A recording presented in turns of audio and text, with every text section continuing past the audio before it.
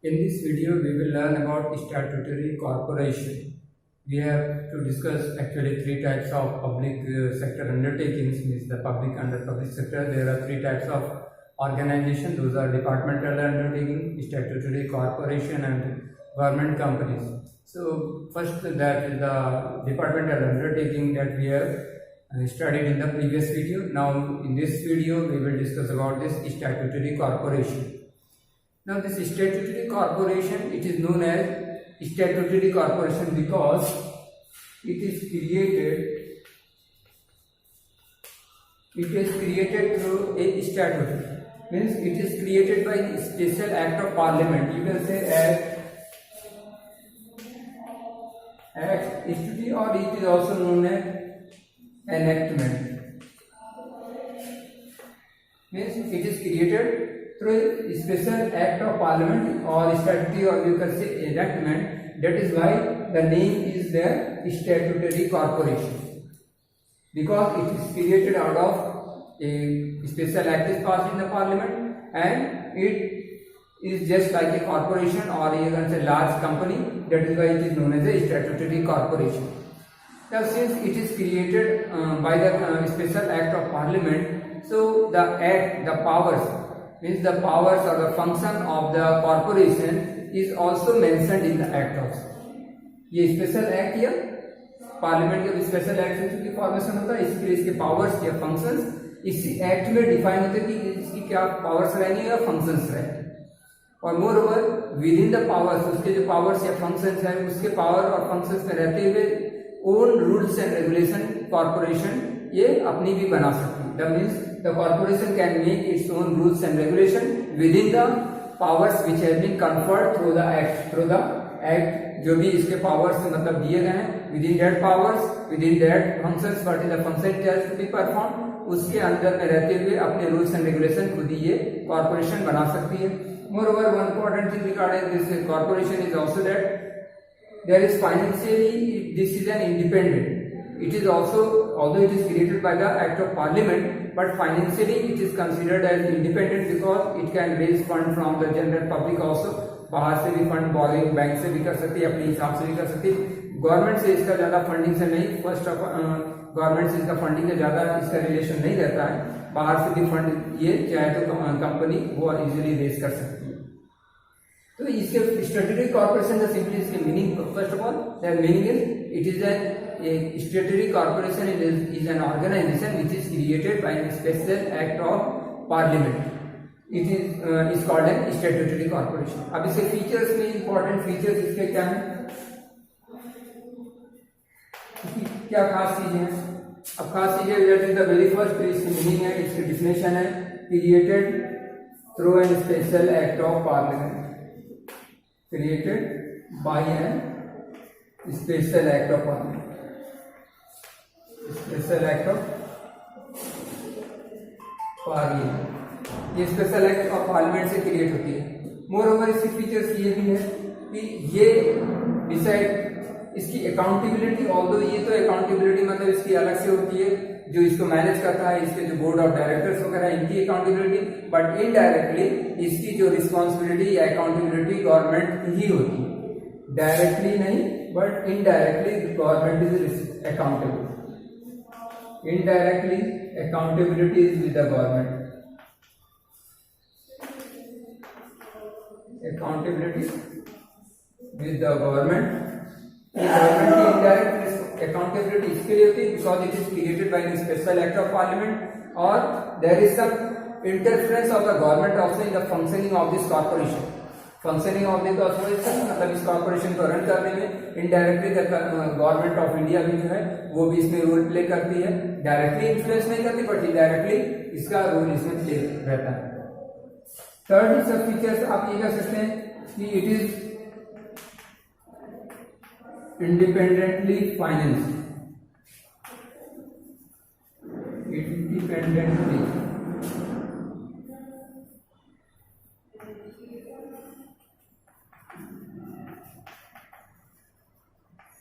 independently finance. It can borrow banks from the banks or other financial institution. It can directly borrow. अलग से पैसा कहीं से भी ये रेज कर सकती है, जैसे बाकी कंपनियां रेज करती हैं, जो पब्लिक कंपनियां वो रेज करती हैं, इसी तरह स्टैट्यूटरी कॉर्पोरेशन भी अपनी तरफ से वो पैसे वगैरह रेज कर सकती है। फोर्थ इसके फीचर्स आप ले सकते हैं,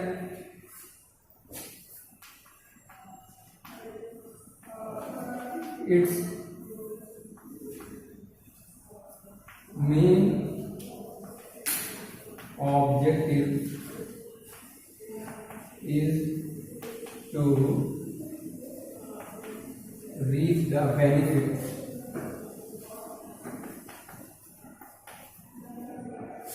of the government as well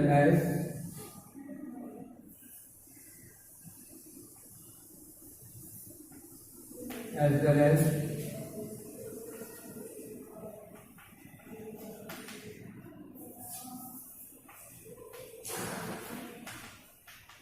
public company. Its main objective is to reap the benefits of the government as well as the public company also. Means इसकी मेन ऑब्जेक्टिव क्या चीज है कि एक तो ये स्पेशल एक्ट ऑफ पार्लियामेंट से चूंकि क्रिएट होता है, तो इससे बेनिफिट क्या चीज होता है कि गवर्नमेंट का भी इसमें सपोर्ट रहता है, डायरेक्टली नॉट इनडायरेक्टली गवर्नमेंट और इसको सपोर्ट करती है कि गवर्नमेंट ही इसको through the act of parliament create कर दी है। तो इसका बेनिफिट जो क्या मिलता है कि गवर्नमेंट का भी बेनिफिट रहता है, क्योंकि डायरेक्टली नहीं indirectly there is government backing, government की बैकिंग रहती है। लेकिन साथ में इसको इंडिपेंडेंट भी रखा गया, तो गवर्नमेंट के जो सेक्टर्स होते हैं वहां पे कई बार जहां से पब्लिक की डीलिंग होती है वहां पे करप्शन बहुत ज्यादा होता है, तो इसको गवर्नमेंट भले से क्रिएट करती है, लेकिन डायरेक्टली जो गवर्नमेंट है डे टू डे मैटर्स में इसका इंटरफेरेंस गवर्नमेंट का नहीं रहता। जैसे जस्ट लाइक पब्लिक कंपनी जो रन करती है, यहाँ पे कंपटीशन वगैरह भी रहता है, वो बढ़िया से रन करती है, इसी तरह पब्लिक कंपनी के भी बेनिफिट्स इसमें रहते हैं। तो इसको दो डुअल मोटिव इसका है, इसका ऑब्जेक्टिव दो मोटिव है कि एक तो गवर्नमेंट की बेनिफिट्स भी मिलेगी क्योंकि गवर्नमेंट इसको क्रिएट कर रही, दूसरे इसमें गवर्नमेंट इतना फ्रीडम भी दे के रखती है कि जस्ट लाइक पब्लिक कंपनी जैसे बाहर से या बैंक से कहीं से भी लोन रेज करना है या अपने रूल्स एंड रेगुलेशन फ्रेम कर सकते हैं, तो विद इन द एक्ट जो पावर्स वगैरह दिए गए with in the powers rules and regulation अपनी कंपनी के लिए, विद इन द कंपनी के लिए अलग से रूल्स एंड रेगुलेशन बना सकते हैं। तो इसका डुअल बेनिफिट यही रहता है कि इसमें एक तो गवर्नमेंट को भी बेनिफिट मिलता है और इसका पब्लिक कंपनी की तरह जो बेनिफिट जो रन करती है कंपनीज, प्राइवेट कंपनीज या पब्लिक कंपनीज जो रन करती है उसके बेनिफिट्स भी इसमें मिलते हैं। तो इसका डुअल ऑब्जेक्टिव इस तरह से, तो इस तरह से इसके कई फीचर्स हैं और इसके स्पेशल मेरिट्स हम लोग आते हैं इसके ऊपर। मेरिट्स देखिए, इसके मेरिट्स में वही है, फर्स्ट जो यहाँ पे मेरिट है, फर्स्ट मेरिट इसी से रिलेटेड है कि there is no government interference, no government interference, government का इंटरफेरेंस नहीं रहता है इसमें डे टू डे अफेयर्स में। तो वह गवर्नमेंट इंटरफेरेंस नहीं रहता है तो इससे क्या चाहिए था, काम में स्मूथ फंक्शनिंग होती है। Since no government interference is there then there is smooth functioning रहती है। सेकेंडली इसका मेरिट ये भी है कि no red tape is been there, red tape is मतलब लाल फीताशाही जैसे हिंदी में कहते हैं, मतलब किसी भी वर्क को करने के लिए बहुत ज्यादा मतलब रूल्स एंड रेगुलेशन जो फॉलो करने पड़ता है, गवर्नमेंट के बहुत ढेर सारे रूल्स एंड रेगुलेशन रहते हैं, तो उसके लिए अवॉइड किया जा सकता है क्योंकि गवर्नमेंट का क्योंकि डायरेक्टली इसमें रोल प्ले नहीं होता है, तो वहाँ पे रेड टेपिज्म या एक तरह से यूं समझ लीजिए कि करप्शन भी एक तरह से नहीं रहता। रेड टेपिज्म मतलब एक लाल फीताशाही, एक फाइल को दूसरे एक काउंटर से दूसरे काउंटर में ले जाने में जो समय लगता है वो ज्यादा टाइम नहीं, उसमें डिले नहीं लगता है। तो यहाँ पे फास्ट डिसीजन मेकिंग इसकी वजह से होती है, मतलब जो भी वर्किंग होती है थोड़ा सा फास्ट होगी। मोरओवर अभी करप्शन के लिए आप थर्ड स्टेप में भी लिख सकते हैं, लेकिन very less corruption also, corruption less क्यों रहेगा, बिकॉज एज वी नो जितने गवर्नमेंट डिपार्टमेंट होते हैं जहाँ से खास करके पब्लिक की डीलिंग होती है, फॉर एग्जाम्पल आप देख लीजिए कि पुलिस विभाग है, ये जहाँ पे इस तरह से पब्लिक की डीलिंग होती है, आरटीओ है जहाँ पे आपके ड्राइविंग लाइसेंस वगैरह बनते हैं, तो पब्लिक की डीलिंग जहाँ पे भी होती है गवर्नमेंट ऑफिशियल से, वहां पे बहुत ज्यादा करप्शन के चांसेस रहते हैं। अब यहाँ पे क्या है कि स्पेशल एक्ट ऑफ पार्लियामेंट से चूंकि इसको क्रिएट किया गया है और गवर्नमेंट का इसमें कोई डायरेक्ट इंटरफेरेंस नहीं रहता है, इसके लिए अलग से एक गवर्निंग बॉडी है जो कि इंडिपेंडेंटली वर्क करती है, independent from the government, so there is very less corruption और you can say low corruption is there, no तो नहीं कहा जा सकता, but there will be very less chance of corruption और वेरी लेस करप्शन होगा उसकी वजह से।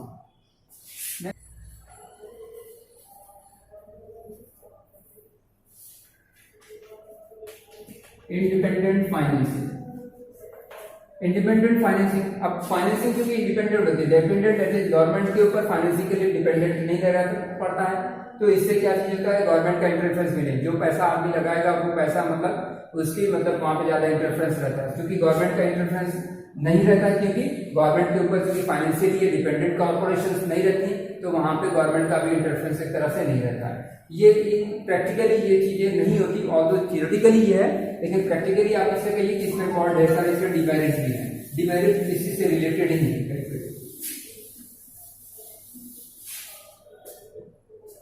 For statutory corporation demerits, demerits में स्टैट्यूटरी कॉर्पोरेशन के डीमेरिट्स एक इंपॉर्टेंट है कि इसमें large scale corruption, large scale corruption. आप जानते हैं कि जहां पे भी पब्लिक डीलिंग होती है वहां पे करप्शन आ जाता है। Generally statutory corporation practical life में भी यही देखा गया है कि स्टैट्यूटरी कॉर्पोरेशन में बड़े पैमाने पर करप्शन हो रहा है, क्योंकि उसकी public dealing directly public dealing भी वहां पे चुकी होती है, तो there is corruption in the statutory corporation. Secondly ये चीज है कि स्टैट्यूटरी कॉर्पोरेशन इज एक्चुअली वो स्टैब्लिश इसके लिए वैसे जैसे डिपार्टमेंटल अंडरटेकिंग में हमने पढ़ा था कि government is there and where government की डीलिंग पब्लिक से जहां पे भी होती है there is corruption is very there. तो डिपार्टमेंटल अंडरटेकिंग की एडवांटेज जो डीमेरिट्स थी उसको ओवरकम करने के लिए, उसको खत्म करने के लिए ये गवर्नमेंट स्टैट्यूटरी कॉर्पोरेशन का फॉर्मेशन किया गया कि गवर्नमेंट ने स्टैट्यूटरी कॉर्पोरेशन फॉर्म किया जहां पे इंडिपेंडेंस रहेगा, मतलब इंडिपेंडेंट इन फंक्शनिंग रहेगा। But truly speaking there is no independent in functioning नहीं रहती है, there is you can say true independence is not there.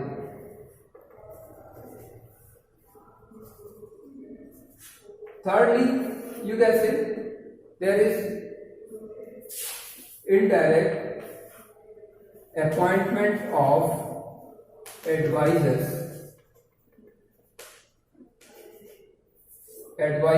on the board. Indirectly, there is interference or control of the government is there by appointing advisor to the board. That is, board here means the board of directors. In the board of directors, the government appoints their advisors, and these advisors indirectly influence the decision of the statutory corporation. So these are the various demerits. Now we will discuss the government companies also. What are the demerits and features of a government company as well as its meaning also. Government companies.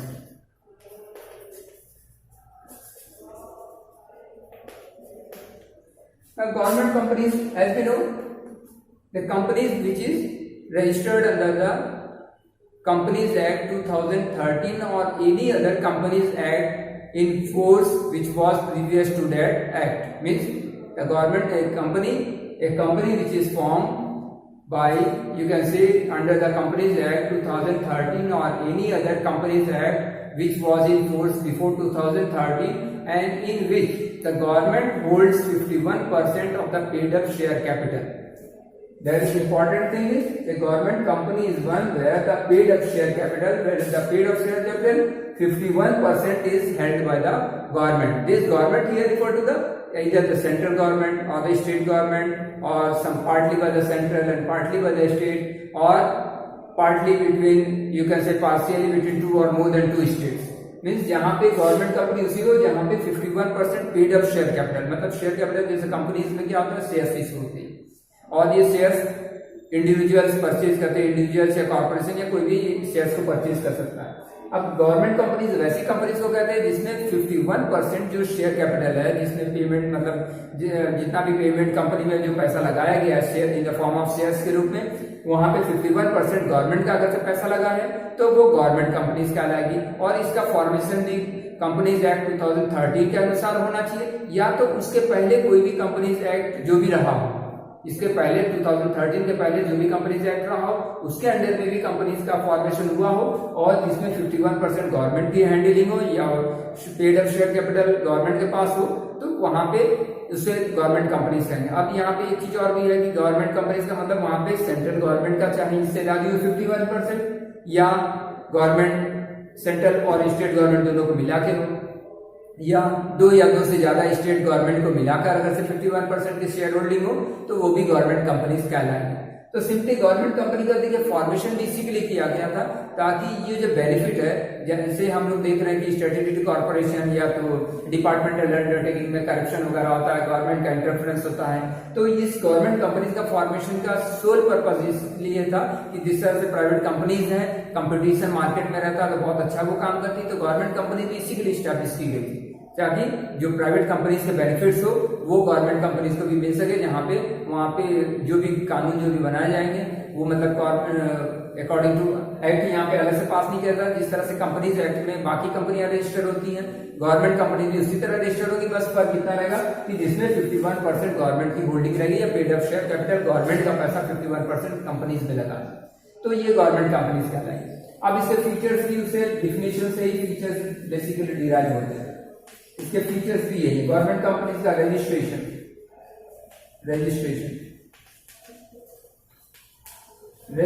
Under क्या है, companies act 2013, under companies act 2013 और any other companies act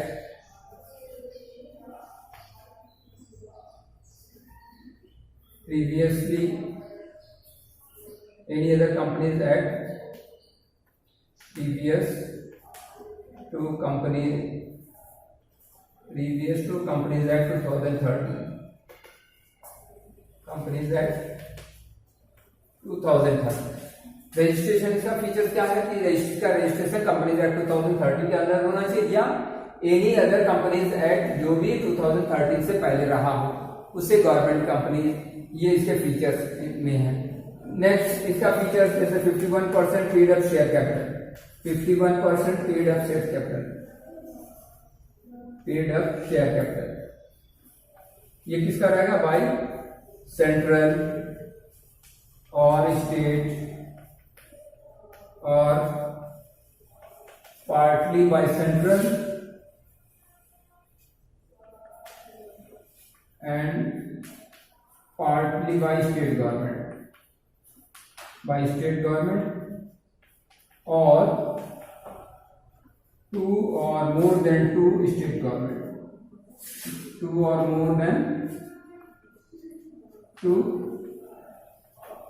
state government।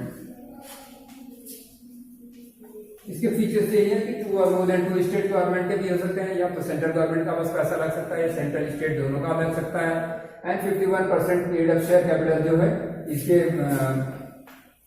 ये सरकार के इसमें रहे, तो ये गवर्नमेंट कंपनीज का है। अब इसी सेपरेट लीगल एंटिटी की है,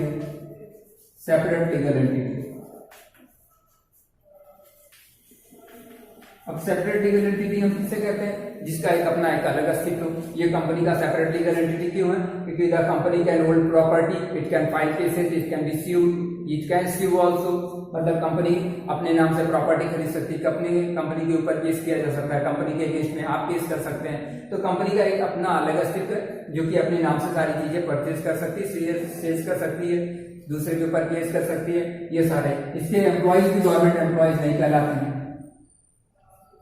employees are not government employees not government employees,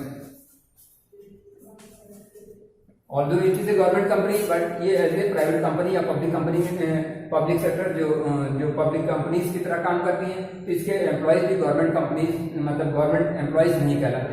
moreover इसके ऑडिट प्रोसीजर भी अलग होते हैं, इसके ऑडिट प्रोसीजर जो गवर्नमेंट के जो रूल्स एंड रेगुलेशंस है उस तरह से नहीं होती। उसके अकाउंट से ऑडिटिंग जो होती है, ऑडिट प्रोसीजर डिफरेंट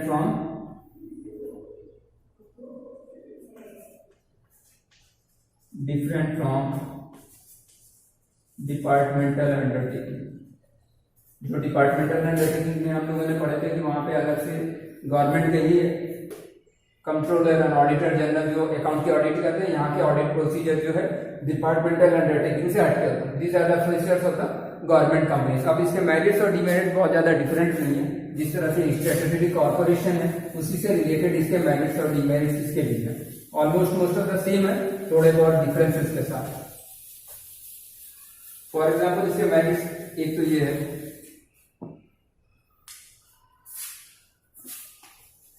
मेरिट्स।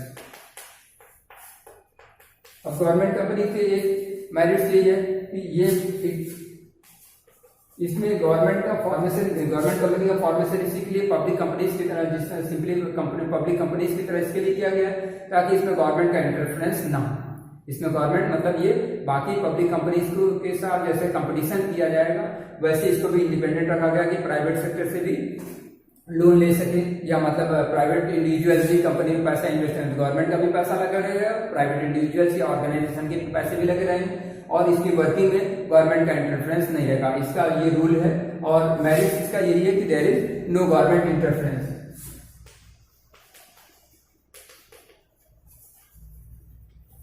यहाँ पे गवर्नमेंट का इंटरफेरेंस नहीं रहता क्योंकि गवर्नमेंट ने इसे बनाया ही इसी के लिए, बस only paid off share capital रहेगा, but rest of the working जो कंपनीज का है वो इंडिपेंडेंटली रहेगा।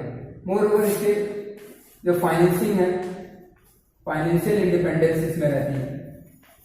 फाइनेंशियल इंडिपेंडेंस मतलब they can take any decision independently, they can take any decision independently with regard to finance. Suppose company अगर से चाहे तो इजीली पैसा मार्केट से भी रेज कर सकती है या शेयर इशू करके रेज कर सकती है, इसमें गवर्नमेंट का इंटरफेरेंस नहीं रहता है। सो फाइनेंशियल इंडिपेंडेंस भी रहता है। एक तो गवर्नमेंट का interference with regard to working नहीं रहता है।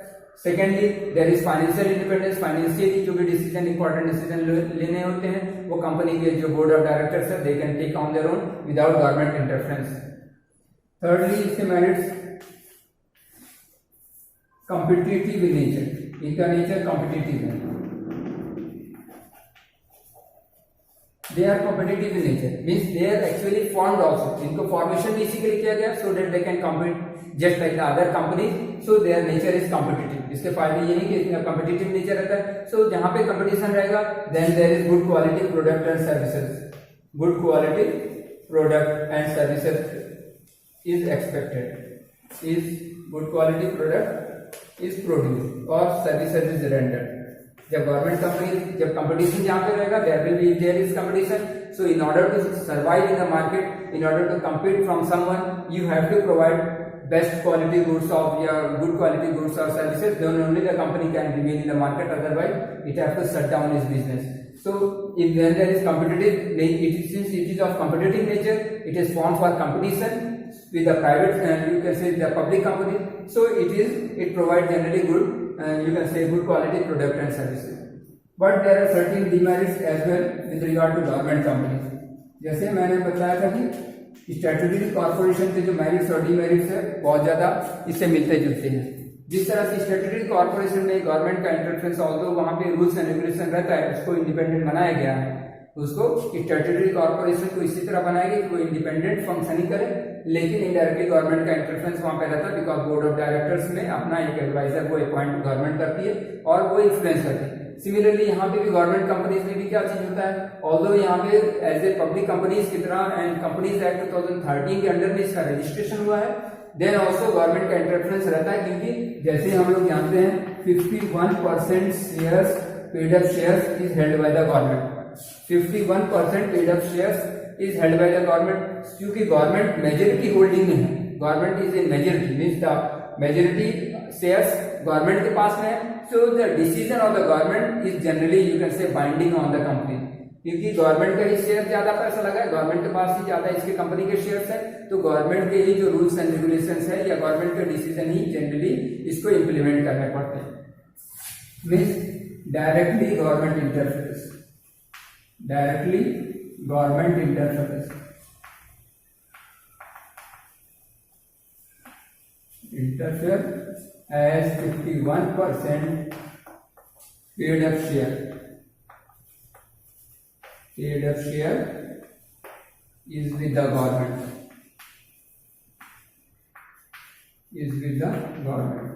अब क्योंकि गवर्नमेंट के शेयर ज्यादा है और मेजोरिटी मस्ट बी ग्रांटेड, ये जैसे हम लोग रूल भी जानते हैं कि जिसके पास ज्यादा वोटिंग राइट रहेगा या जिसके पास ज्यादा पावर रहेगा, गवर्नमेंट के पास यहाँ पे ज्यादा पावर है क्योंकि गवर्नमेंट के पास 51% वोटिंग राइट है, तो जो भी रूल्स एंड रेगुलेशंस हैं मतलब जो भी डिसीजन लिए जाते हैं इनकेस अगर से जनरल मीटिंग में एनुअल जनरल मीटिंग में कोई भी डिसीजन लिया जाए तो गवर्नमेंट की वोट वहां पे परसेंटेज चूंकि ज्यादा रहती है तो वो मिनिमम 51% मैं कह रहा हूँ, it can be more than that also, इससे कम नहीं होता, तभी गवर्नमेंट कंपनीज कहलाती है। तो यहाँ पे गवर्नमेंट का डायरेक्ट इंटरफेरेंस रहता है क्योंकि गवर्नमेंट मेजोरिटी शेयर होल्डिंग में है, तो ये प्रैक्टिकली ये कहने के लिए बस इंडिपेंडेंट है, लेकिन इनडायरेक्टली गवर्नमेंट, क्योंकि उसमें डायरेक्टली या इनडायरेक्टली गवर्नमेंट वहां पे इंटरफेयर करती, क्योंकि वहां पे गवर्नमेंट की शेयर होल्डिंग ही ज्यादा है। नेक्स्ट अगेन वही पब्लिक डीलिंग में there is corruption, there is corruption in there, because एक तो यहाँ पे गवर्नमेंट की होल्डिंग ज्यादा है। नेक्स्ट कंपनीज का प्राइवेट के साथ, जैसे पब्लिक जनरल पब्लिक के साथ भी जहां पे भी डीलिंग होती है, corruption is come into picture. तो there is corruption in case of government companies also, because यहाँ पे भी पब्लिक का एंड गवर्नमेंट का खास करके इंटरफेरेंस, मतलब वहां पे डीलिंग होती है, वहां पे करप्शन इजीली एकदम होने लगता है। तो there is corruption because in government company, since the government is there, means indirectly और directly the government is influencing the company, and वहां पे पब्लिक का भी वहां पे रोल प्ले होता है, मतलब पब्लिक की भी डीलिंग वहां पे होती है। सो देयर इज करप्शन वहां पे रहता है। thirdly you can say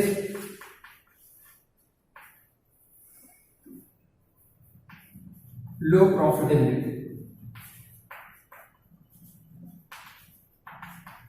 low profitability, क्योंकि गवर्नमेंट का क्योंकि वहां पे इनडायरेक्टली या डायरेक्टली इंटरफेरेंस क्योंकि वहां पे रह रहा है, तो वहां पे जनरली हम गवर्नमेंट कंपनी के बारे में देखते भी हैं। Most of the government company आज के डेट में जो भी है वो they are loss making companies, means और they are earning very less profit, although they वो कम्पीट करती हैं प्राइवेट पब्लिक कंपनी के साथ कंपटीशन करती हैं, but they are actually not profitable, means very profitable वो नहीं रहती है, because most of the time वहां पे चूंकि करप्शन रहता है, because of that there is you can say lack of profitability there, और सर्वाइविंग करना उनके लिए प्रॉब्लम हो जाता है।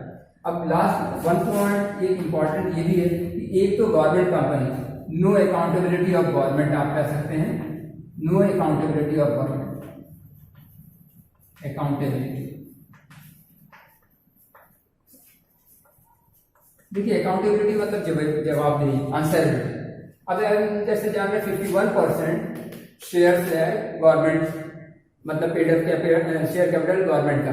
अब गवर्नमेंट के ज्यादा पैसे वहां पे लगे हुए, लेकिन जैसे हमने डिपार्टमेंटल अंडरटेकिंग के लिए देखा है कि डिपार्टमेंटल अंडरटेकिंग के इसमें क्या चलता है, गवर्नमेंट आंसरेबल होती है। जैसे मान लीजिए पार्लियामेंट में उसे जवाब देना होता है, जैसे डिपार्टमेंटल अंडरटेकिंग, सपोज रेलवेज में कुछ घपला हो गया या कोई एक्सीडेंट हो गया, तो मिनिस्टर इंचार्ज क्या है पार्लियामेंट में जवाब देते हैं कि ऐसा क्यों हुआ, ये किसकी गलती थी, वो जवाब वहां पे देते हैं। लेकिन इस केस में क्या चीज होता है, ऐसे कोई पार्लियामेंट में या तो कोई लेजिस्लेचर में ऐसे कोई जवाबदेही नहीं बनती है, ऑल्दो गवर्नमेंट डायरेक्टली वहां पे है, क्योंकि 51% गवर्नमेंट की शेयर होल्डिंग है, लेकिन गवर्नमेंट की आंसरेबिलिटी नहीं है। ऑल्दो गवर्नमेंट जहां पे आपका पैसा भी ज्यादा लगा है, आप ही का ज्यादा इंटरफेरेंस भी है और आपको जवाबदेही भी नहीं बनती है, तो that is very bad option. Because accountability, जब आप ही सब कुछ उसको रन कर रहे हैं, आप ही की सारी बातें वहां पे हो रही है, क्योंकि 51% आपकी शेयर है, तो 51% आपके शेयर मतलब आप ही के डिसीजन सभी इंप्लीमेंट हो रहे हैं, और वहां पे कोई गड़बड़ी भी होती है तो गवर्नमेंट उसके लिए अकाउंटेबल नहीं होती, ये कैसे वहां से निकल सकती है, क्योंकि ये कह सकते हैं कि वो तो कंपनीज एक्ट के अनुसार काम कर रही है और हम लोग इसमें इंटरफेरेंस नहीं कर रही है, करके कंपनी मतलब गवर्नमेंट अलग हो सकती है। लेकिन ट्रूली आप ये सोचिए कि गवर्नमेंट का ज्यादा पैसा लगा है, गवर्नमेंट का ज्यादा हिस्सेदारी है, तो गवर्नमेंट का डिसीजन भी वहां पे खास करके इंप्लीमेंट होते हैं, क्योंकि गवर्नमेंट ही ज्यादा होल्डिंग में है, ज्यादा पावर में है, और वहां पे लेकिन जवाबदेही भी गवर्नमेंट की नहीं बन रही है, तो that is wrong also. So no accountability of government even if all the government you can say the decisions are implemented in real life in case of government companies also.